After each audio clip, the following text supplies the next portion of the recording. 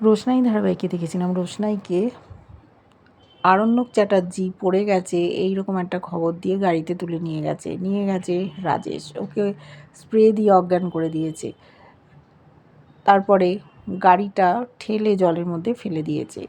রাজেশ ওখান থেকে চলে গেছে। যাওয়ার আগে সুরঙ্গ আমাকে ফোন করে জানিয়ে দিয়েছে। এমনকি ওর কাছে ওদের বেনারসের বাড়ির ওর পোর্শনটা লিখে দিতে বলেছে, না হলে গরিমারও এই হাল করবে। সুরঙ্গমা চলে গেছে চ্যাটার্জি বাড়িতে।